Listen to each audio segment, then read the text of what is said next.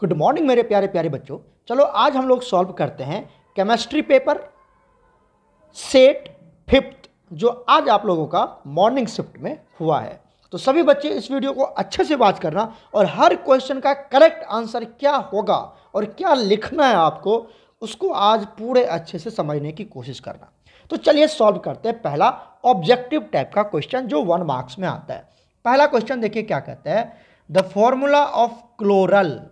Formula of chloral, chloral का formula क्या होता है? देखो इसका ये बच्चे ने यहाँ पे छोड़ दिया, इसका आंसर नहीं लिखा है, तो आप यहाँ पे लिखना CCl3 और यहाँ पे आता है CHO। यही होता है हमारा क्लोरल, यही होता है क्लोरल, राइट। और इससे हम क्लोरोफॉर्म भी बनाते हैं। क्लोरल से क्या बनाते हैं? क्लोरोफॉर्म भी बनाते हैं हम, ठीक है। तो ये CCl3 CHO, इसका स्ट्रक्चर अगर ड्रॉ करना है तो इस तरह से ड्रॉ कर दो।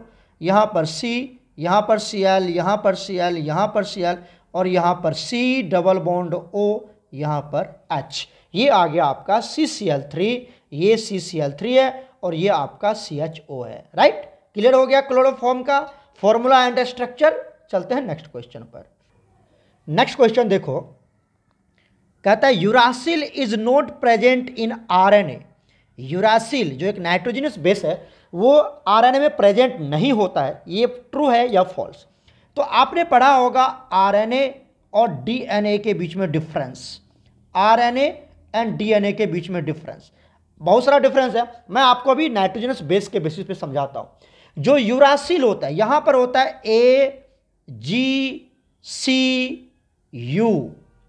AgCU होता है, यहां पर क्या होता है? AgCU, ये नाइट्रोजन 4 टाइप के नाइट्रोजन बेस होते हैं। जबकि DNA में क्या होता है? AgCT, यहां पर AgCT होता है। कहने का मतलब हुआ सर, देखो जो RNA है उसमें यूरासिल होता है और जो DNA है उसमें थायमीन होता है, उसमें थायमीन होता है। थायमीन DNA में होता है और यूरासिल RNA में होता है। इस तरह से बाकी जो तीन बेस है AgC, ये दोनों में कॉमन होता है। ये तो आपने पढ़ा ही होगा। तो ये डिफरेंस, और भी बहुत सारा डिफरेंस है, मैं उसको डिस्कस नहीं करने जा रहा हूं। अभी मैं आपको सिर्फ नाइट्रोजनस बेस का डिफरेंस बता रहा हूं। क्लियर है यहां तक? तो कहता है कि यूरासिल जो है वो RNA में नहीं होता। ये तो गलत है ना, यूरासिल होता है बच्चा, RNA में यूरासिल होता है। तो ये क्या है? हमारा फॉल्स है। क्लियर है? चलते हैं नेक्स्ट पार्ट पर। नेक्स्ट देखो, if an aqueous solution of glucose, मतलब ग्लूकोज को पानी में डाल दिया आपने, ठीक है, और उसको फ्रीज कर रहे हैं, ठंडा कर रहे हैं, उसको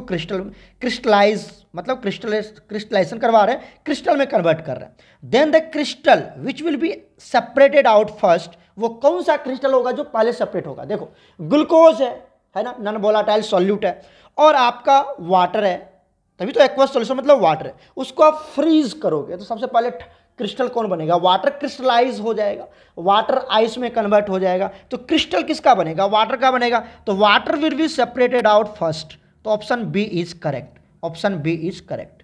क्लियर है क्या यहां तक? क्लियर है, वाटर होगा इसका करेक्ट आंसर। नेक्स्ट क्वेश्चन देखिए। नेक्स्ट क्वेश्चन कहता है which one of the following react with NaNO2 plus HCl to give alcohol. कहता है अल्कोहल के साथ किसको रिएक्शन करवाएंगे कि NaNO2 प्लस HCl को किसके साथ रिएक्शन करवाएंगे इस चारों ऑप्शन में से, ताकि आपको अल्कोहल मिल जाए। ठीक है, आपको पता है जो अल्कोहल होता है वो कौन देता है? वो देता है एलिफेटिक। आपको हमने RnH2, समझ रहे हो ना, एलिफेटिक अमाइन की केमिकल प्रॉपर्टीज पढ़ाया है। तो एलिफेटिक 1 डिग्री अमाइन को अगर आप नाइट्रस एसिड के साथ रिएक्शन करवा दो, किसके साथ बच्चा? किसके साथ? Nitrous acid. नाइट्रस एसिड क्या होता है? HNO2, इसी को बोलते हैं नाइट्रस एसिड। इसके साथ देखो नाइट्रस एसिड के लिए आप ये भी लिख सकते हो। क्या लिख सकते हो? देखो क्या लिख सकते हैं हम नाइट्रस एसिड के लिए। नाइट्रस एसिड के लिए NaNO2 प्लस HCl, ये भी लिख सकते हैं। इसी को बोलते हैं नाइट्रस एसिड। कैसे सर?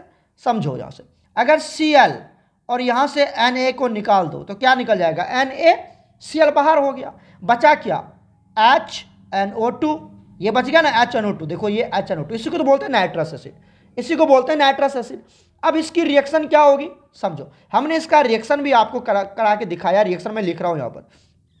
जैसे आपने ले लिया R, यहां पे ले लिया NH2, this is 1 degree aliphatic amine, this is 1 degree aliphatic amine. और अगर मैं इसकी रिएक्शन करवा दूं किसके साथ, बताओ किसके साथ, नाइट्रस एसिड के साथ। अरे आपको नाइट्रस एसिड डायरेक्ट नहीं दिया हुआ है, आपको दिया हुआ है NaNO2 प्लस HCl, तो दैट इज नाइट्रस एसिड। तो यहां पे दे देते हैं नाइट्रस एसिड को क्या लिख सकते हो आप, बताओ तो, नाइट्रस एसिड को OH और NO लिख सकते हैं क्या, बिल्कुल लिख सकते हैं नाइट्रस एसिड को।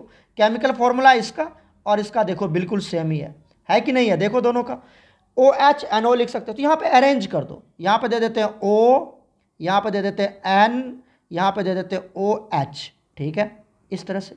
अब इसको ब्रेक कर दो ना, क्या दिक्कत है, देखो इसको निकाल दो, इसको ये कलर दिख रहा है, इसको निकाल दो, क्या बन के बाहर निकल गया, ये निकल गया H2O प्लस दूसरा क्या बनेगा बताओ, यहाँ पे देखो कलर से बता रहा हूँ मैं आपको, दूसरा क्या बनेगा N2 देख लो, शॉर्ट मेथड है ये, रियल में ऐसा होता नहीं है, रियल में तो कार्बोकैटायन मैकेनिज्म फॉलो करता है।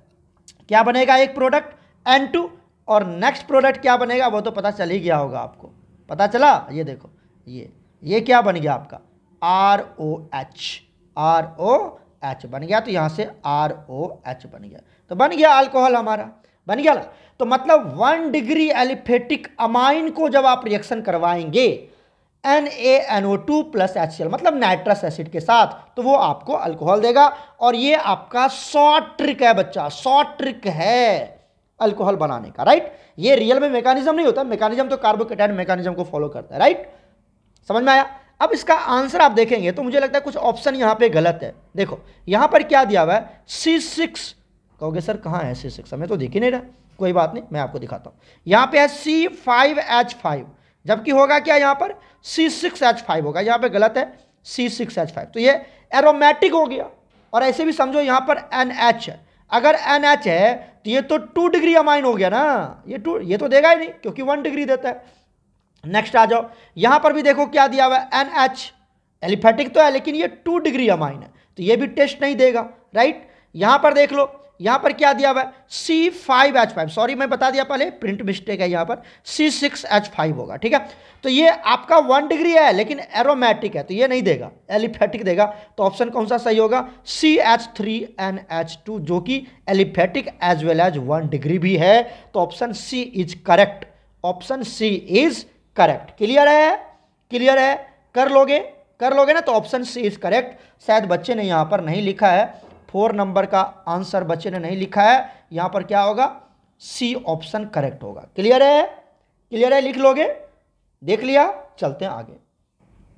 नेक्स्ट क्वेश्चन देखिए, 5th, the amount of an ion liberated on an electron during the electrolysis does not depends upon, ये तो सीधी सी बात है, कंडक्टेंस ऑफ द सॉल्यूशन पे डिपेंड नहीं करता, तो कंडक्टेंस ऑफ द सॉल्यूशन इसका करेक्ट आंसर हो जाएगा, ठीक है, मतलब बी ऑप्शन इज करेक्ट, ठीक है।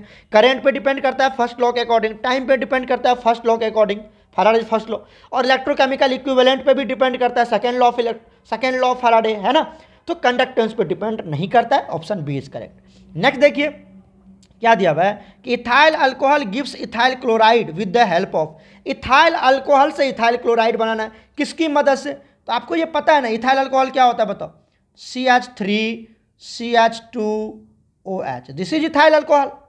इससे आपको इथाइल क्लोराइड में जाना है, बताओ इथाइल क्लोराइड का फॉर्मूला क्या होता है, अरे OH के जगह पर Cl लगा दो, CH2 यहां पर Cl।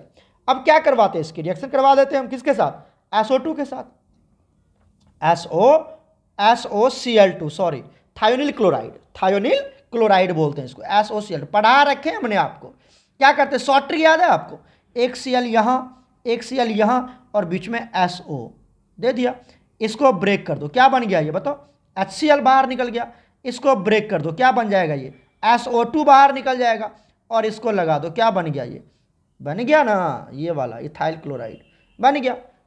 शॉर्ट ट्रिक याद है ना आपको, पढ़ा रखे हमने आपको, यहां से ये वाला इसको बाहर निकाल दो, HCl, ये इसको HCl, क्लियर है, HCl ये बाहर निकल गया, यहां से और बाहर निकाल दो, किसको बाहर निकालोगे, ये वाला, ओ, ऊपर का O और नीचे का SO क्या बन जाएगा, SO2 बन जाएगा।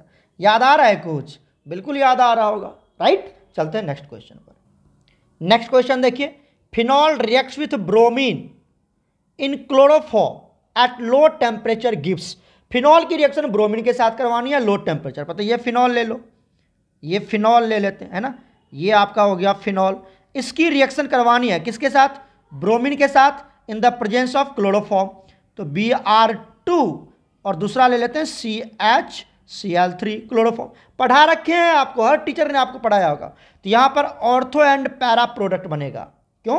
क्योंकि ये जो OH है ये इलेक्ट्रॉन डोनर ग्रुप है। क्या ये इलेक्ट्रॉन डोनर ग्रुप, मतलब ये प्लस आई इफेक्ट शो करेगा। एम आई राइट? ठीक है। और यहां से जो Br2 है, ये जो आप Br2 देख रहे हैं, ये जो Br2 है, यहां से जो इलेक्ट्रोफाइल बनेगा वो क्या बनेगा, Br+। तो ये कहां पे जाके अटैक करेगा, ये एक अटैक करेगा ऑर्थो पर, एक करेगा पैरा पे। तो एक बनेगा ऑर्थो सब्स्टिट्यूटेड, एक बनेगा पैरा सब्स्टिट्यूटेड प्रोडक्ट। एम आई राइट? यहां पे लगा दो OH, ठीक है, और यहां पे भी लगा दो OH। ये बना के दिखा रहा हूं, दोबारा गलती मत करना कभी। और यहां पे क्या बनेगा बच्चा, एक बनेगा ऑर्थो सब्स्टिट्यूट, सॉरी Br लगाना है ना, यहां पे लगेगा ऑर्थो सब्स्टिट्यूटेड, दूसरा बनेगा पैरा सब्स्टिट्यूटेड। क्लियर हो गया? कौन मेजर कौन मिनर ये सब तो आपको पता ही है। तो यहां पे दो प्रोडक्ट बनेंगे, mixture of ortho and para, bromophenol बन जाएगा, ब्रोमोफिनॉल। तो ये दोनों का मिक्सचर मिल जाएगा आपको। एम आई राइट? क्लियर है? चलते हैं नेक्स्ट क्वेश्चन। नेक्स्ट क्वेश्चन देखिए, व्हेन इथेनॉल, इथेनॉल है, एल्डिहाइड है ये, is heated with falling solution. Falling solution के साथ आप अगर इसकी हीटिंग करवाते हैं, it gives a precipitate of, किसका प्रेसिपिटेट देगा, Cu का या CuO का या C2O का या इस सब का देगा। ये तो पढ़ा रखे हैं आपको, हर टीचर ने पढ़ाया। टॉलेंस रिएजेंट और फैलिंग्स रिएजेंट, ये एक माइल्ड ऑक्सीडाइजिंग एजेंट होता है। तो अगर आपने CH3 और क्या है, इथेनॉल है ना, हाँ, तो CHO, ठीक है, इथेनॉल हो गया। ये क्या है, एल्डिहाइड है। ये क्या है आपका एल्डिहाइड, जो कि एक इथेनॉल ले लिया, राइट। इसकी रिएक्शन करवा देते हैं बच्चा हम किसके साथ बताओ, फैलिंग सॉल्यूशन के साथ। फैलिंग सॉल्यूशन मतलब CuO के साथ। ये एक फैलिंग सॉल्यूशन है, फैलिंग सॉल्यूशन है, मैं ऐसे लिख देता हूं, फैलिंग सॉल्यूशन, जो किसके तरह बिहेव करता है, माइल्ड ऑक्सीडाइजिंग एजेंट की तरह बिहेव करता है, माइल्ड ऑक्सीडाइजिंग एजेंट। तो सर प्रोडक्ट क्या बनेगा, आपको पता है कि माइल्ड ऑक्सीडाइजिंग एजेंट, जो ऑक्सीडाइजिंग एजेंट है CuO, इसको बोलते हैं हम क्यूप्रिक ऑक्साइड। क्या बोलते हैं, क्यूप्रिक ऑक्साइड बोलते हैं, cupric oxide. This is cupric oxide, cupric oxide है, राइट। अब ये इसके ऊपर देखो, ऑक्सीजन के ऊपर -2 चार्ज, तो कॉपर के ऊपर बताओ, कॉपर के ऊपर +2 चार्ज, है राइट। तो यहां पर कॉपर के ऊपर +2 चार्ज है। ऑक्सीडाइजिंग एजेंट जो होता है, ये माइल्ड ऑक्सीडाइजिंग एजेंट है, दूसरे को ऑक्सीडाइज करता है ना, खुद तो रेड्यूस हो जाता है, ये कन्वर्ट हो जाता है Cu2O में, Cu2O, जहां पर कॉपर के ऊपर +1 चार्ज आ गया। देखो, तो यहां पर +2 था कॉपर के ऊपर और यहां पर +1 चार्ज है, तो खुद को रेड्यूस कर लिया ना सर, खुद को क्या कर लिया, ये खुद क्या हो गया, रेड्यूस हो गया, खुद रेड्यूस हो गया। तो एक ऑक्सीडाइजिंग एजेंट दूसरे को ऑक्सीडाइज करता है, खुद रेड्यूस हो जाता है, और खुद रेड्यूस मतलब +2 से +1 में चला गया, तो इसको बोलते हैं क्यूप्रस ऑक्साइड, क्यूप्रस ऑक्साइड। और यही इसका पीपीटी बन जाता है सर। और पीपीटी का कलर क्या होता है, मुझे लगता है रेड ब्राउन पीपीटी बनता है या येलो ब्राउन, आप देख लेना, ब्राउन कलर का ही कुछ पीपीटी बन जाता है यहाँ पर, राइट। तो ये पीपीटी बन जाता है क्यूप्रस ऑक्साइड का। तो ऑक्सीडाइजिंग, तो Cu2 इसका करेक्ट ऑप्शन होगा ना, तो option C is absolutely correct, option C is absolutely correct, right. ये तो पता चल गया। अब आप देखिए आगे का प्रोडक्ट क्या बनेगा, वो भी समझाता हूं मैं, आगे का प्रोडक्ट क्या बनेगा। अब देखो, ये तो खुद को रेड्यूस कर लिया, खुद तो रेड्यूस हो गया, खुद तो रेड्यूस हो गया, लेकिन दूसरे को ऑक्सीडाइज करेगा, तो दूसरा क्या है, एल्डिहाइड। और एल्डिहाइड को ऑक्सीडाइज करेगा तो क्या बनाता है पता है आपको, एल्डिहाइड ऑक्सीडाइज होकर क्या देता है, एसिड। अरे एल्डिहाइड की पढ़ा है ना, अल्कोहल को ऑक्सीडाइज करोगे तो एल्डिहाइड, और एल्डिहाइड को ऑक्सीडाइज करोगे तो एसिड। तो जितना कार्बन का एल्डिहाइड है उतना कार्बन का एसिड बना लेगा, मतलब CH3COOH, इथेनोइक एसिड बना लेगा। तो दूसरा प्रोडक्ट इथेनोइक एसिड बनेगा, और पहला प्रोडक्ट क्या बनेगा, क्यूप्रस ऑक्साइड। तो आपको ये पूछ रहा है, ऑप्शन ये दिया हुआ, तो ये हो जाएगा, राइट। क्लियर है, क्लियर है। प्रोडक्ट मतलब ये खुद रेड्यूस हो गया और दूसरे को क्या कर दिया बताओ, दूसरे को क्या कर लिया, दूसरे को ऑक्सीडाइज कर दिया, ये ऑक्सीडाइज हो गया, ये ऑक्सीडाइज हो गया, है ना, ऑक्सीडाइज हो गया, एल्डिहाइड को एसिड में कन्वर्ट कर दिया। क्लियर, चलते हैं नेक्स्ट क्वेश्चन पर। नेक्स्ट क्वेश्चन देखिए, complete the following reaction, question number 9, ठीक है ना। ये आपको एनिलीन दिया हुआ C6H5NH2 chloroform in the presence of alcoholic KOH, दिख रहा होगा आपको। तो ये कौन सा रिएक्शन है बच्चा? ये आपका कार्बलामाइन रिएक्शन है। कौन सा रिएक्शन है ये? कार्बलामाइन रिएक्शन है। कार्बलामाइन रिएक्शन है। कार्बलामाइन रिएक्शन है ना, कार्बलामाइन रिएक्शन। मतलब ये, इसी को हम बोलते हैं आइसोसाइनाइड टेस्ट। आइसोसाइनाइड टेस्ट है, आइसोसाइनाइड टेस्ट है ना, इसी को आइसोसाइनाइड टेस्ट या कार्बलामाइन। तो बनाता क्या है? देखो 1 डिग्री एनिलीन है, चाहे वो एरोमेटिक हो या एलिफेटिक हो, कोई मतलब नहीं है। 1 डिग्री एलिफेटिक और 1 डिग्री एरोमेटिक होना चाहिए, 1 डिग्री, ठीक है। तो यहां पर आप क्या ले सकते हो? R ले सकते हो या क्या ले सकते हो? AR ले सकते हो, मतलब एरोमेटिक। और यहां पर क्या लगा दिया? NH2। और अगर इसकी रिएक्शन करवा दे तो किसके प्रेजेंस में? तुमने पढ़ा है बच्चा, तुमने पढ़ा है। तो ये किसके प्रेजेंस में बताओ? क्लोरोफॉर्म CHCl3 और in the presence of alcoholic KOH, right, मतलब स्ट्रॉन्ग बेस के प्रेजेंस में। तो ये क्या बना लेता है बच्चा? ये आइसोसाइनाइड टेस्ट है ना। तो ये जो NH2 है, ये जो NH2 है, ये आइसोसाइनाइड में कन्वर्ट हो जाता है। मतलब यहाँ पर R होगा या आपने जो लिया है AR वो होगा, और ये कन्वर्ट हो जाएगा NC में, NC आइसोसाइनाइड बना लेगा। तो ये बच्चे ने आंसर गलत लिखा है यहाँ पर, ये बच्चे ने आंसर गलत लिखा है, ठीक है। तो ये बन जाएगा जिसका कि फॉल स्मेल होता है। आपको पढ़ाया है कि नहीं पढ़ाया? फॉल स्मेल आता है, यहाँ से फॉल स्मेल आता है, राइट। तो अगर आपने यहाँ पर देखो C6H5 दे रखा है, तो यहाँ पे क्या प्रोडक्ट बनेगा? ये बनेगा C6H5, चलो ऐसे ही बन गया, कोई बात नहीं। और यहाँ पर बन जाएगा NC, क्या बन जाएगा? NC बनेगा, ये बनेगा करेक्ट आंसर, राइट। तो बच्चे ने इस तरह से लिख दिया जो कि गलत है। क्लियर है? क्लियर है यहाँ तक? ये बनेगा, that is carbylamine test, isocyanide test. याद कीजिए, कहीं ना कहीं घुमा फिरा के ये क्वेश्चन आ ही जाता है, 1 नंबर 2 नंबर में कहीं पर भी दिखेगा जरूर बोर्ड में, कार्बलामाइन रिएक्शन, आइसोसाइनाइड टेस्ट, राइट। चलते हैं नेक्स्ट क्वेश्चन पर। क्वेश्चन नंबर 10 तो बहुत ईजी है। न्यूक्लियोटाइड क्या क्या कंटेंट करता है? एक न्यूक्लियोटाइड न्यूक्लियोसाइड कंटेंट करता है और एक नाइट्रोजनस बेस। मतलब न्यूक्लियोटाइड जो होता है बच्चा, न्यूक्लियोटाइड जो होता है वो फॉस्फेट ग्रुप कंटेंट करता है, शुगर कंटेंट करता है और एक नाइट्रोजनस बेस कंटेंट करता है। तो बच्चे ने सही लिखा है, नाइट्रोजनस बेस कंटेंट करता है, ये तो सही है। क्लियर है? क्लियर है। चलते हैं 2 मार्क्स क्वेश्चन पर। 2 सेकेंड जो very short answer type question है, ये 2 मार्क्स कैरी करता है। पहला क्वेश्चन है, what is the relation? Relation लिखना है आपको, गिव्स free energy and cell potential. मतलब गिव्स फ्री एनर्जी मतलब डेल्टा जी और सेल पोटेंशियल मतलब ई सेल के बीच में। तो क्या होता है? आपको हमने पढ़ाया है ना कि बच्चा डेल्टा जी इक्वल टू होता है -NF ई सेल, नहीं पढ़ाया? या आप डेल्टा जी नोट ले लो तो ये बन जाएगा -NF ई नोट सेल, पढ़ा रखा है आपको हमने। जहां पर डेल्टा जी क्या है? गिव्स फ्री एनर्जी है, ई सेल क्या है? EMF ऑफ सेल है, और F क्या है? फैराडे है, और N क्या है? N भी लिख देना, number of moles of electron, number of moles of electron transferred, ठीक है, जिसको N फैक्टर भी बोलते हैं हम लोग, जिसको N फैक्टर बोलते हैं। क्लियर है? तो लिख दीजिए यहां से, ये delta G equal to -NF E cell या delta G naught equal to -NF E naught cell, right. तो यही रिलेशन होता है। नेक्स्ट क्वेश्चन देखिए क्या कहता है। नेक्स्ट क्वेश्चन कहता है, so that the first order chemical reaction में हाफ लाइफ इंडिपेंडेंट होता है मोलर कंसंट्रेशन का।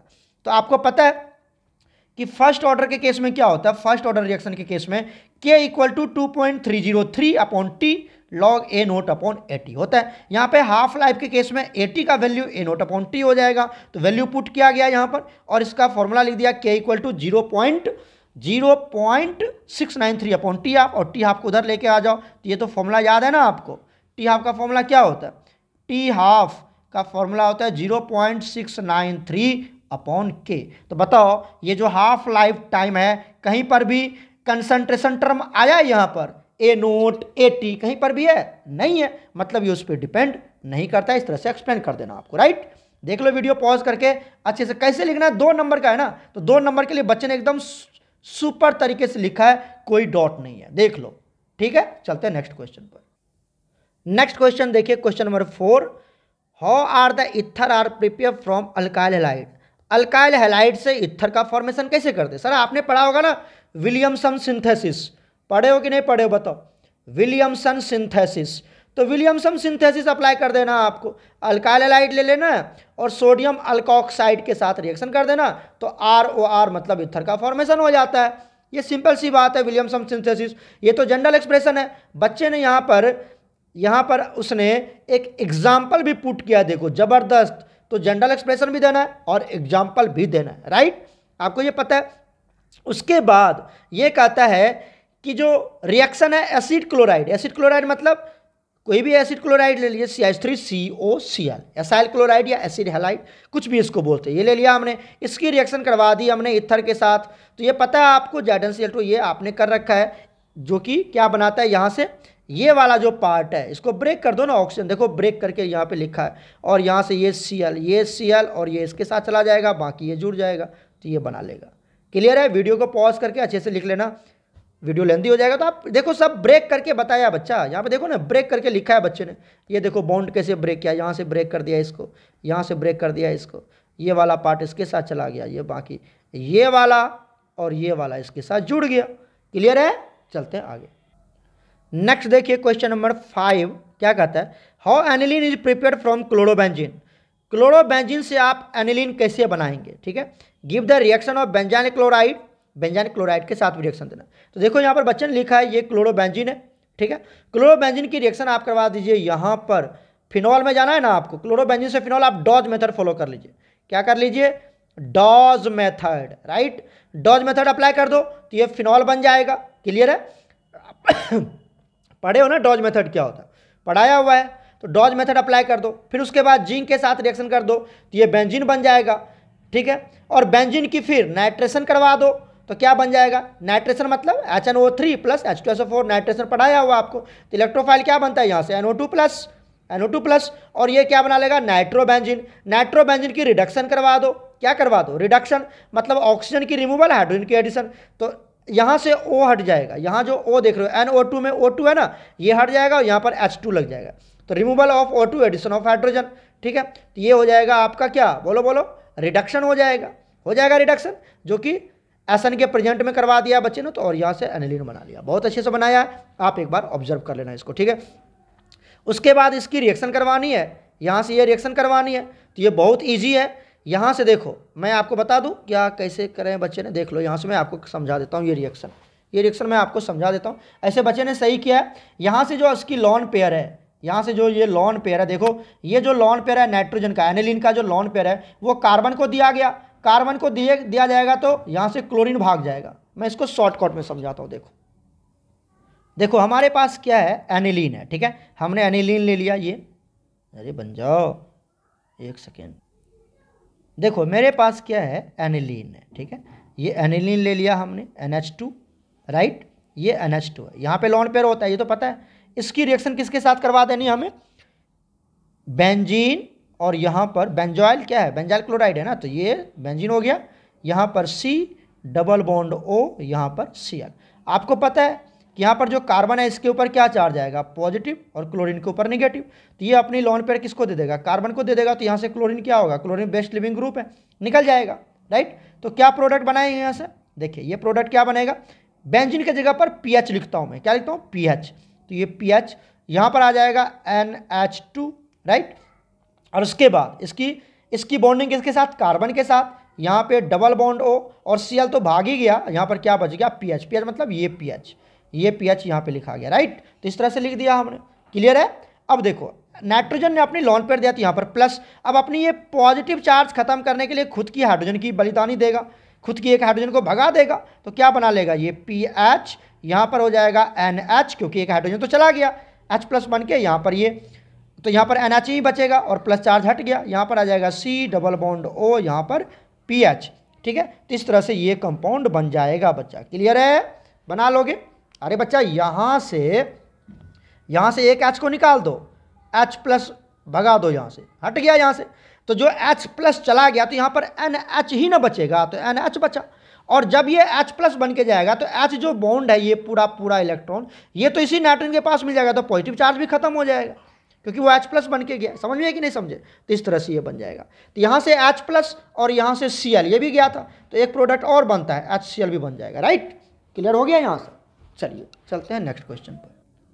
तो देख लो बच्चे ने यहाँ पर बिल्कुल सही किया है, ये बिल्कुल सही किया है। यहाँ से एक प्रोडक्ट H बना लिया और यहाँ पर बेंजीन के लिए हमने क्या लिखा था, PH लिखा था, जो बच्चे बेंजीन ने बनाया हुआ यहाँ पर बेंजीन NHCO और C6H5। ठीक है, क्लियर है। उसके बाद कहता है बच्चा नेक्स्ट क्वेश्चन क्या कहता है, सैलिसाइलिक एसिड फ्रॉम फिनॉल। तो सैलिक एसिड कैसे बनाते हैं, सैलिसाइलिक एसिड आपको पता है ये कॉल्वे रिएक्शन है। इसमें क्या दिक्कत है, ये कौन सा रिएक्शन है, कॉल्वे रिएक्शन के थ्रू बना लेते हैं हम, इसको बताने की जरूरत नहीं है। और रैमंड टाइमर से सैलिसल्डिहाइड बनता है। ठीक है, याद होगा आपको।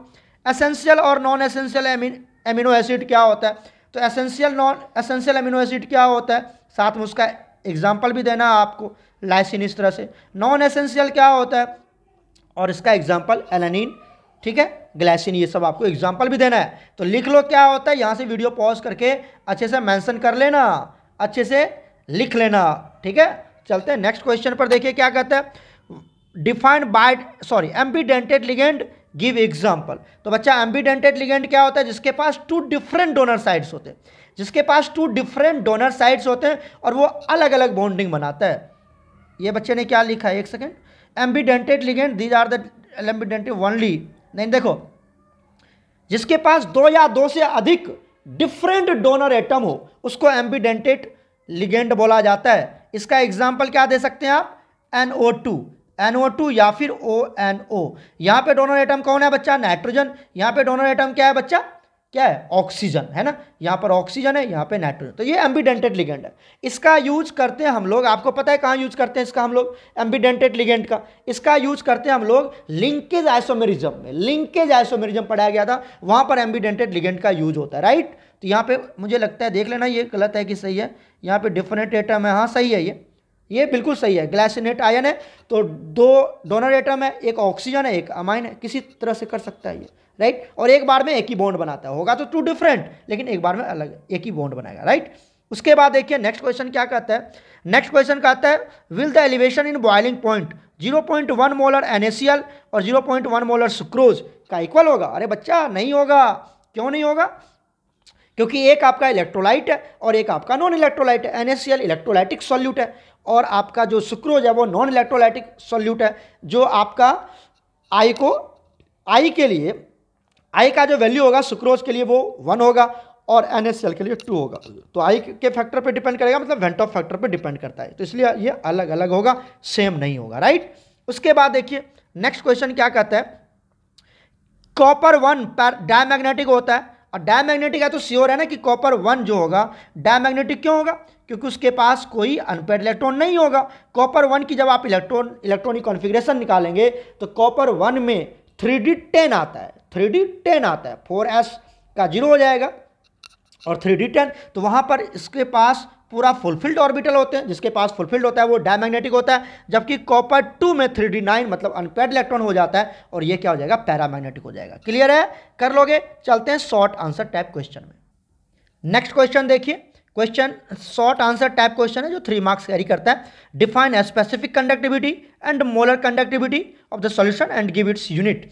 तो स्पेसिफिक कंडक्टिविटी क्या होता है ये बच्चे ने एक्सप्लेन कर दिया। यहाँ पर 1 ml के लिए यूज करते हैं, कप्पा से इंडिकेट करते हैं, कंडक्टिविटी इक्वल टू 1 रेसिस्टिविटी, और यूनिट भी बच्चे ने लिख दिया साइमन पर सेंटीमीटर। ठीक है, मोलर कंडक्टिविटी क्या होता है, lambda m k into 1000 upon molarity, और इसी को इक्विवेलेंट कंडक्टिविटी का दूसरा डेफिनेशन आपको पता ही है। तो मोलर कंडक्टिविटी या स्पेसिफिक कंडक्टिविटी, इक्विवेलेंट कंडक्टिविटी, ये सब बिल्कुल याद होना चाहिए, राइट। इस बार छोटा छोटा क्वेश्चन है, यू कैन डू, इसमें कोई टेंशन वाली बात है नहीं, कोई ना तो लॉजिक है ना कोई कंसेप्ट है ना न्यूमेरिकल्स है, बिल्कुल इजी तरीके से आप कर सकते हैं, राइट। चलते हैं नेक्स्ट क्वेश्चन। नेक्स्ट क्वेश्चन देखिए क्या कहता है, order of the reaction drive the expression of rate constant for the zero order reaction.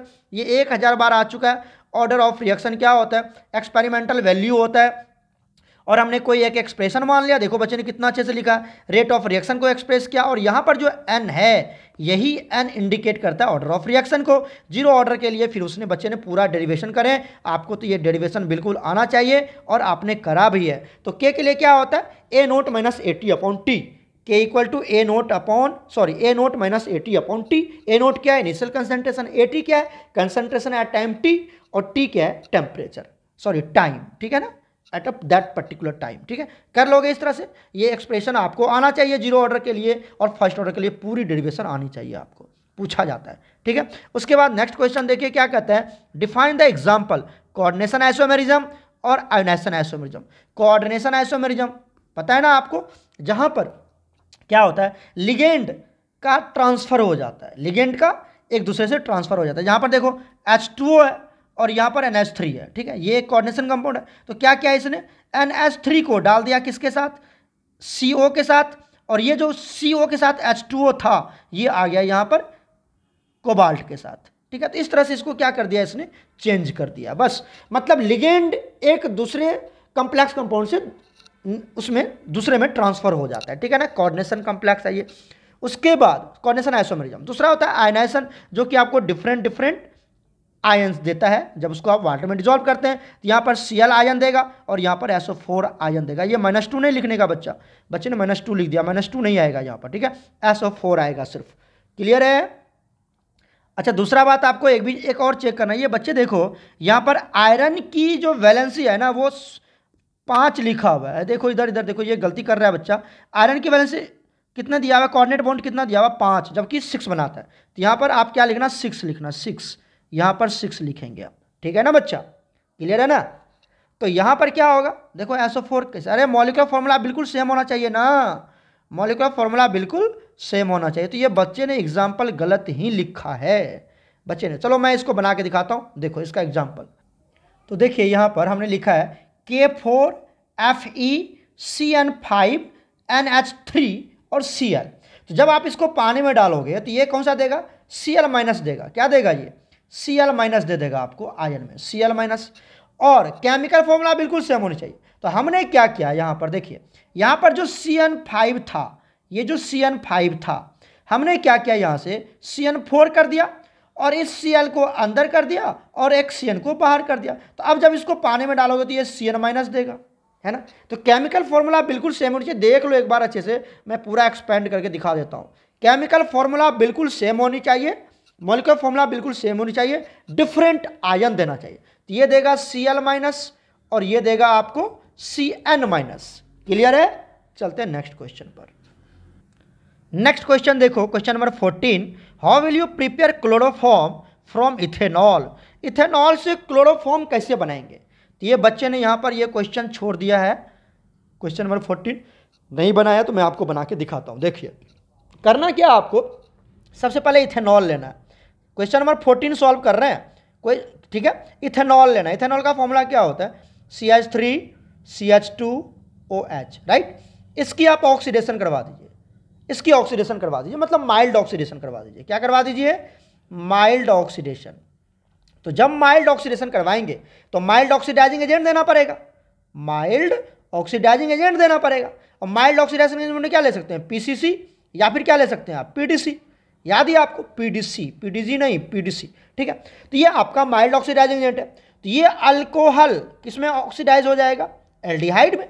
अरे माइल्ड में तो एक स्टेप आगे जाएगा ना, तो जितने कार्बन का है उतने ही कार्बन का एल्डिहाइड में कन्वर्ट हो जाएगा। तो ये एल्डिहाइड में कन्वर्ट हो गया, तो मतलब ये अल्कोहल क्या बन जा गया, एल्डिहाइड बन गया, राइट। ये पहला स्टेप। अब इसी एल्डिहाइड का दोबारा यूज करेंगे हम, क्या बना, CH3 और यहाँ पर CHO, राइट। अब इसकी रिएक्शन करवा देते हैं हम क्लोरीन के साथ। किसके साथ, क्लोरीन के साथ। आपको पता है ये एल्डिहाइड या जो भी कार्बोनाइल कंपाउंड होता है उसका आप एल्डिहाइड क्लोरिनेशन करवाते हैं तो क्या होता है, पता ही होगा आपको, पता है ना। तो यहाँ पर जो तीनों हाइड्रोजन है, ये तीनों हाइड्रोजन रिमूव हो जाएगा, तीनों हाइड्रोजन चला जाएगा, उसके जगह पर क्लोरीन की एडिशन हो जाएगी। क्या बनेगा, CCl3 बन जाएगा। CH3 था यहाँ पर क्या था, CH3। अरे सुन रहे हो कि नहीं सुन रहे हो, यहाँ पर था CH3। तो ये तीनों H निकल गया, चला गया, और क्लोरीन जुड़ गया, और आगे क्या होगा, जो लगा हुआ है वो लगा दो, CHO, राइट। अच्छा 3 हाइड्रोजन गया तो 3 क्लोरीन भी तो लेके जाएगा। तो यहाँ पर आप इसको आप बैलेंस कर लो, तो यहाँ पर आ जाएगा 3। तो 3 क्लोरीन लग गया, 3 साथ में क्या निकल गया, 3HCl बाहर निकल गया। तो मारो गोली, इससे हमको कोई मतलब नहीं है। दिस इज कॉल्ड, इसको क्या बोलते हैं हम, क्लोरल बोलते हैं। क्या बोलते हैं, ये तो क्लोरल था जो ऑब्जेक्टिव में पहला क्वेश्चन था, यही क्लोरल है, और यही क्लोरल है। और इसका अब ये जो क्लोरल बना, ये जो क्लोरल बना, समझ रहे हो, ये जो क्लोरल बना, इसका अपन यूज करेंगे अब क्या बनाने के लिए, क्लोरोफॉर्म बनाने के लिए। तो ये जो CCl3 और CHO दैट इज क्लोरोफॉर्म, ये क्लोरोफॉर्म है। इसकी रिएक्शन करवा दो लाइम वाटर के साथ, CaOH हॉल्ट ट्वाइस के साथ, लाइम वाटर के साथ रिएक्शन करवा दो तो ये आपको दे देगा क्लोरोफॉर्म, मतलब CHCl3 दे देगा, राइट। ये आपको क्लोरोफॉर्म दे देगा। क्लियर? इतना आपको याद करना है, 3 स्टेप में ये रिएक्शन याद करना है। क्लोरोफॉर्म कैसे बनाएंगे? पहले आपको क्लोरल बनाना, पहले एल्डिहाइड अल्कोहल है तो इसको एल्डिहाइड में कन्वर्ट कर दीजिए, एल्डिहाइड को क्लोरिनेशन करवा दीजिए तो क्लोरोफॉर्म क्लोरल बना लेगा। क्लोरल को इसको लाइम वाटर के साथ रिएक्शन करवा दीजिए, लाइम वाटर के साथ रिएक्शन करवा दीजिए, हो गया, क्लोरोफॉर्म बन गया, राइट। क्लियर है? 14 नंबर का क्वेश्चन। चलते हैं आगे। नेक्स्ट क्वेश्चन देखिए, what are monosaccharides? Question number 15, give the reaction of glucose with acetic anhydride और हाइड्रोक्सिलामाइन। ये तो पढ़ा रखे हैं, हर टीचर ने आपको पढ़ाया होगा, एम आई राइट? बताओ क्या होता है मोनोसैकेराइड्स? जैसे ग्लूकोज, जिसको आप हाइड्रोलिसिस करेंगे तो सिंगल यूनिट होगा तो सिंगल में ही कन्वर्ट हो जाएगा, हाइड्रोलिसिस शो नहीं करेगा। और ये एसिटिक एसिड के साथ रिएक्शन करवाया गया है, ये आपको हमने भी पढ़ाया और आपके सर ने, जो बच्चा होगा सबको सर ने पढ़ाए होंगे। तो इस तरह से ये एसिटिक एसिड एनहाइड्राइड या एसिटिक एनहाइड्राइड के साथ रिएक्शन करवा दीजिए इसको, ठीक है। उसके बाद हाइड्रोक्सिलामाइन के साथ कैसे रिएक्शन करता है ये भी आपको पता है। ये हाइड्रोक्सिलामाइन, ये होता है हाइड्रोक्सिलामाइन, ये आपका हाइड्रोक्सिल, सॉरी एक सेकेंड, ये आपका हाइड्रोक्सिलामाइन है, दिखा, ये आपका हाइड्रोक्सिलामाइन NH2NH NH2OH हाइड्रोक्सिलामाइन के साथ। मतलब ये शो करता है क्या कि जो एल्डिहाइड है, सॉरी जो आपका ग्लूकोज है वो कार्बोनाइल कंपाउंड है, कार्बोनाइल कंपाउंड है, CO बॉन्ड कैरी करता है जब आप हाइड्रोक्सिलामाइन के साथ इसकी रिएक्शन करवाते हैं, तो पढ़ाया गया होगा आपको, ठीक है। चलते हैं नेक्स्ट क्वेश्चन। नेक्स्ट क्वेश्चन देखिए, क्वेश्चन नंबर 16, मोलालिटी कैलकुलेट करना है, sorry 2.5 gram of acetic acid जो डिजोल्व है 75 ग्राम ऑफ बेंजीन। बेंजीन क्या होगा बताओ? बेंजीन क्या होगा? सॉल्वेंट, और एसिटिक एसिड क्या होगा? सॉल्यूट। अब मोलालिटी निकालना है, इसे जी क्वेश्चन क्या होगा बच्चा?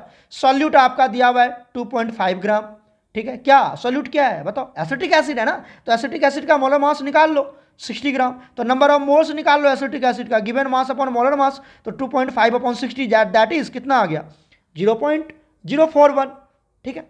उसके बाद सॉल्वेंट का मास किसमें दिया हुआ है? मास ऑफ सॉल्वेंट, मतलब बेंजीन कितना है? 75 ग्राम, जो कि केजी में होना चाहिए ना, तो इसको 75 को 1000 से डिवाइड कर दो। तो यहाँ पर अब निकाल लेते हैं मोलालिटी, जो आपका स्मॉल m से डिनोट किया जाता है, तो number of moles divided by mass of solvent in KG.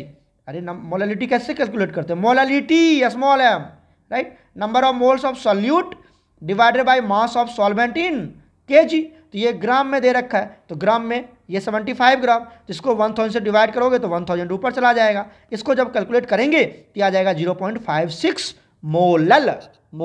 Clear है? देख लो वीडियो अच्छे से पॉज करके, और ये अपने आप बना लेना अपने कॉपी में। चलते हैं नेक्स्ट क्वेश्चन।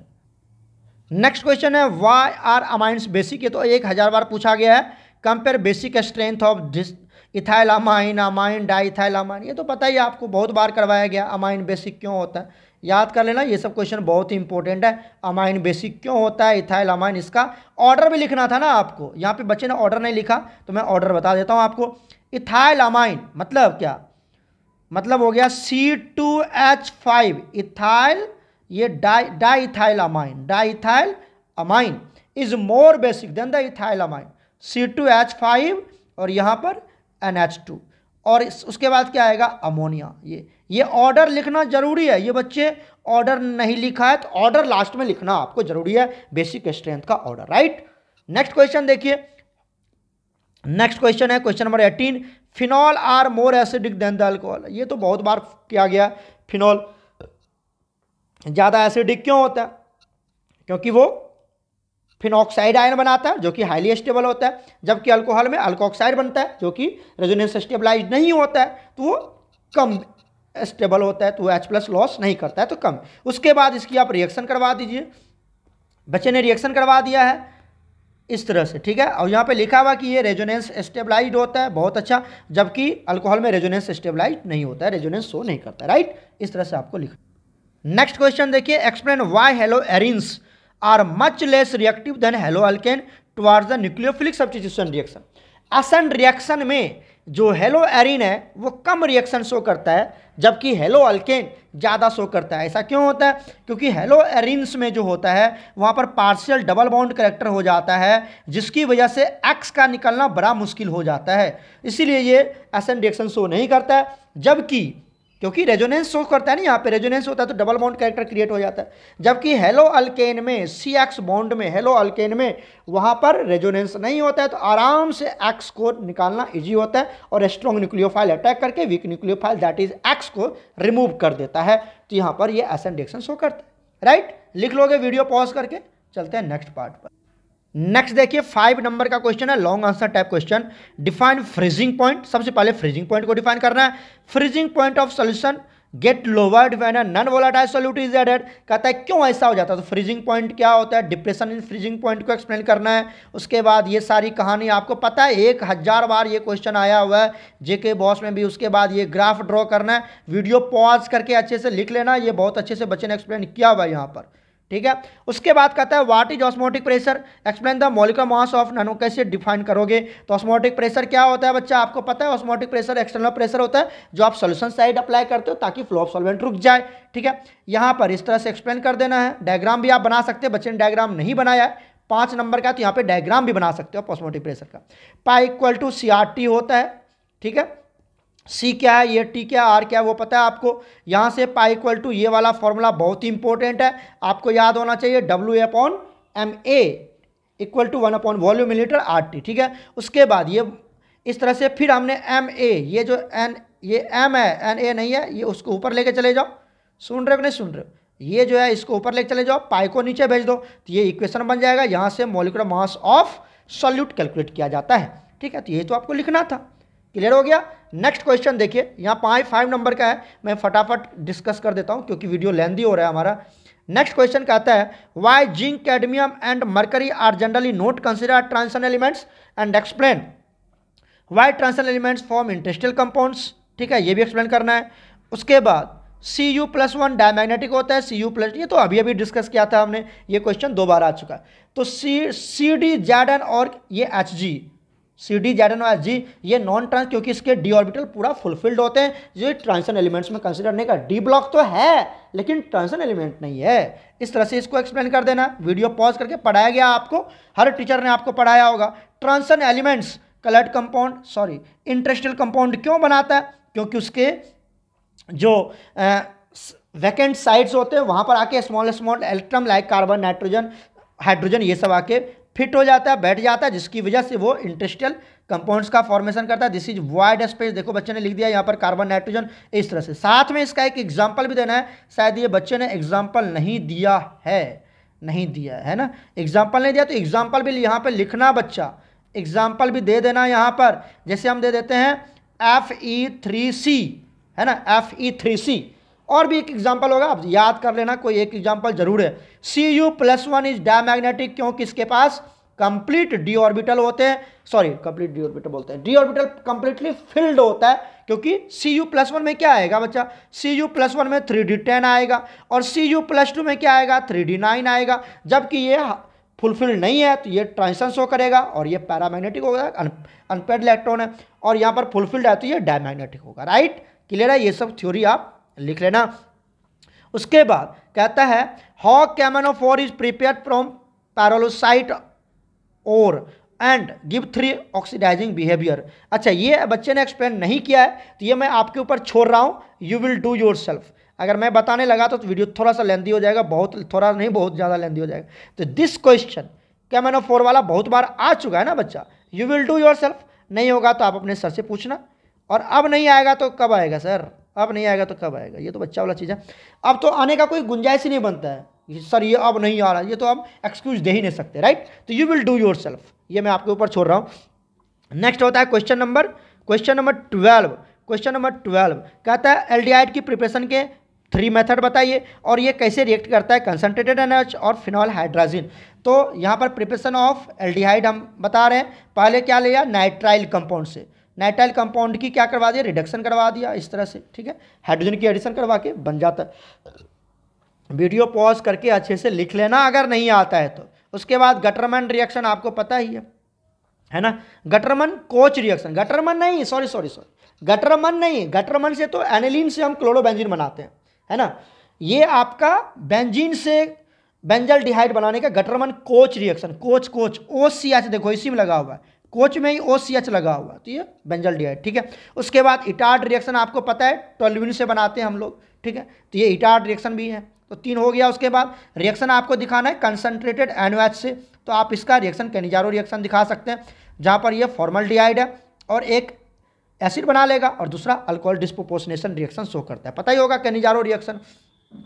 फिनाइल हाइड्राजीन, तो ये फिनाइल हाइड्राजीन है, देखो ये फिनाइल हाइड्राजीन है, NH2 NH और यहाँ पर बेंजीन, तो ये फिनाइल हाइड्राजीन कार्बोनाइल कंपाउंड का प्रॉपर्टी है, पढ़ाया गया ना, hydrazine, phenyl hydrazine, hydroxyl amine, पता है ये सब आपको, तो ये प्रोडक्ट बना लेता है, राइट, कर लोगे। उसके बाद नेक्स्ट आता है हमारे पास कि sir how will you convert benzoic acid into benzyl alcohol, तो ये बेंजोइक एसिड है ना, बेंजोइक एसिड SOCl2 के साथ रिएक्शन करवा दो। देखो बच्चे ने कैसे रिएक्शन करवाया, ऑब्जर्व करना अच्छे से, इस तरह से शॉर्ट ट्रिक हमने पढ़ा रखे हैं बच्चे को। ये SO2 के साथ रिएक्शन करवा दिया, तो यहाँ पे बन गया बेंजाइल क्लोराइड, है ना, बेंजाइल क्लोराइड है, ये बेंजॉइल क्लोराइड है, ठीक है। और यहाँ पे फिर इसकी रिडक्शन करवा दीजिए और हाइड्रोलिसिस करवा दीजिए, तो आपको ये मिल जाएगा, रिडक्शन एंड हाइड्रोलिसिस करवा दिए, LiLH4 एंड हाइड्रोलिसिस करवा दिए, तो बेंजाइल अल्कोहल मिल जाएगा, राइट, क्लियर है, कर लोगे। उसके बाद नेक्स्ट आता है हमारे पास benzoic acid to benzoic anhydride, तो ये क्या दिक्कत है सर, ये एक बेंजोइक एसिड ले लीजिए, दूसरा बेंजोइक एसिड ले लीजिए, और P2O5 डिहाइड्रेटिंग एजेंट की तरह बिहेव करता है, जो कि वाटर मॉलिक्यूल को रिमूव कर देगा। कैसे, यहाँ से पता है ना आपको, यहाँ से OH ले लो, यहाँ से H ले लो, पता है आपको, यहाँ से निकाल दो वाटर मॉलिक्यूल, तो ये इस तरह से जोड़ देना। अरे पता है ना, ये एनहाइड्राइड बनाना है आपको, एनहाइड्राइड वाटर निकालना है, यहाँ से COOH, यहाँ से भी COOH, तो यहाँ से एक OH, यहाँ से वाटर निकाल दो, यहाँ से वाटर निकाल दो, बाकी यहाँ पर बेंजीन लगा दो, हो गया, यहाँ पर भी बेंजीन लगा दो, क्लियर है। तो बस वाटर निकल गया, बाकी सबको जोड़ दिया बच्चे ने, क्लियर है। उसके बाद देखिए आता है acetic acid to propanoic acid, acetic acid से प्रोपेनोइक एसिड जाना है, तो एसिटिक एसिड ये है, यही ना एसिटिक एसिड, इसकी डीकार्बोक्सिलेशन करवा लेते हैं, यहाँ से क्या करवा लेते हैं, डीकार्बोक्सिलेशन, ये बच्चे ने नहीं लिखा, आप लिख लेना, डीकार्बोक्सिलेशन करवा लेते हैं, तो CO2 रिमूव हो गया, क्या बन जाएगा, यहाँ से CH4 बन जाएगा, CH4 की फिर आप क्लोरिनेशन करवा लो, ठीक है, in the presence of light, तो ये बना लेगा CHCl3। अब इसकी ये ऊर्ज रिएक्शन करवा लो, क्या करवा लो, यहाँ से देखो, अच्छा यहाँ से यहाँ लिखा है, ये वाला पार्ट यहाँ आ गया, देखो यहाँ से यहाँ आ चुका है, ठीक है, यहाँ से यहाँ आ चुका है ये वाला पार्ट, तो यहाँ से इसकी क्या करवा लिया, ड्राई ईथर और सोडियम के प्रेजेंस में, सोडियम नहीं लिखा तो ये इसके साथ करवा लीजिए, तो ये किस में कन्वर्ट, सिमेट्रिकल अल्केन में कन्वर्ट हो जाएगा, मतलब इथेन बना लेगा, इथेन की फिर से क्लोरिनेशन करवा लो, तो क्या बन गया, इथाइल क्लोराइड बना लिया, उसकी केशन के साथ एसएन रिएक्शन शो कर लो, यहाँ से एसएन रिएक्शन, तो Cl वीक न्यूक्लियोफाइल हट जाएगा, तो ये बना लेगा प्रोपाइल नाइट्राइल, ठीक है, और इसकी आप हाइड्रोलिसिस करवा लीजिए, तो ये जो CN है, ये COOH में कन्वर्ट हो जाता है, ठीक है, अगर आप नाइट्राइल की हाइड्रोलिसिस करते हैं। तो ये शॉर्ट ट्रिक आपको पढ़ाया मैंने, आपको हर टीचर ने पढ़ाया होगा आपको, राइट, तो ये बन गया प्रोपेनोइक एसिड, राइट, देख लो कैसे बना लिया, एक बार ये वीडियो पॉज कर लेना, अच्छे से मेंशन कर लेना। उसके बाद है बेंजोइक एसिड से मिथाइल बेंजोएट, ये तो बहुत ईजी है सर, एस्टर का फॉर्मेशन करना है आपको, तो ये अल्कोहल है, ये क्या आपका अल्कोहल बेंजोइक एसिड, और इसकी रिएक्शन करवा दिया मिथेनॉल से, क्योंकि मिथाइल बनाना ना, मिथाइल बेंजोएट बनाना, तो मिथेनॉल लेंगे, इथाइल बेंजोएट बनाना होता है तो इथेनॉल लेते, ठीक है, और यहाँ से वाटर मॉलिक्यूल रिमूव कर दिया, किसको रिमूव कर दिया, देखो यहाँ से OH और यहाँ से H, ये उल्टा ले लिया बच्चे ने, यहाँ से OH लेना और यहाँ से H लेना, ठीक है, क्योंकि अल्कोहल क्या एस्टरिफिकेशन में अल्कोहल H देता है, अल्कोहल H देता है ना कि OH, राइट, ये क्या देगा, ये देगा H और ये क्या देगा, OH देगा, राइट, क्लियर है। तो ये बना लिया, कितना इजी, एस्टर का फॉर्मेशन कर लिया और साथ में वाटर बन जाएगा, दैट इज एस्टरिफिकेशन रिएक्शन है, राइट। एक last formic acid to oxalic acid, formic acid to oxalic acid, मैंने इसका, अगर आप मेरे बच्चे हो तो मैंने इसका नोट्स भी भेजा है एल्डिहाइड कीटोन्स कार्बोक्सिलिक एसिड में, कन्वर्जन में देखना जरूर सब बच्चा अपना PDF ओपन करके, और अगर आप दूसरे स्टूडेंट्स तो अपने सर आपको पढ़ाए होंगे, ठीक है, ये तो पूरा विश्वास है, सर ने आपको ये सारी बातें डिस्कस की होगी, और अगर भूल गए होंगे तो अपने सर से आप पूछ लेना एक बार, ठीक है। नेक्स्ट आता है हमारे पास प्रोपेनोइक एसिड से oxalic acid, sorry formic acid से ऑक्जेलिक एसिड, तो ये आपका फॉर्मिक एसिड है HCOOH, फॉर्मिक एसिड, इसकी क्लोरिनेशन करवा दिया तो देखो कितना अच्छे से बॉन्ड ब्रेक किया बच्चे ने, यहाँ पे देखो दिखा, ये यहाँ से ये बॉन्ड टूट गया, ये बॉन्ड टूट गया है ना, तो ये HCl बाहर हो गया और यहाँ से ये बन गया, राइट। तो ये C के साथ जुड़ गया यहाँ से Cl, ठीक है, ये Cl COOH, फिर इसकी KCN के साथ रिएक्शन करवा दिया तो ये CN इसको निकाल देगा, यहाँ से क्या जुड़ जाएगा, CN जुड़ जाएगा, यहाँ CN जुड़ गया। और आपको पता है जब हाइड्रोलिसिस करते हैं, जब हाइड्रोलिसिस CN किस में कन्वर्ट हो जाता है, ये जो CN है ये किस में कन्वर्ट हो जाता है, COOH में कन्वर्ट हो जाता है। किस में कन्वर्ट हो जाएगा, COOH में कन्वर्ट हो जाएगा। समझ में आया कि नहीं आया, ये जो CN है ये किस में कन्वर्ट हो जाएगा, COOH में कन्वर्ट हो जाएगा। तो ये बन गया ऑक्जेलिक एसिड। दिखा कि नहीं दिखा, COOH को तो ऑक्जेलिक एसिड बोलते हैं, राइट। तो उम्मीद है बच्चा ये पूरा कन्वर्जन आपने सीखा होगा, पूरी अच्छे से पूरा हमने डिस्कस किया है। अगर कोई भी दिक्कत होता है तो आप अपने अपने सर से पूछ सकते हैं।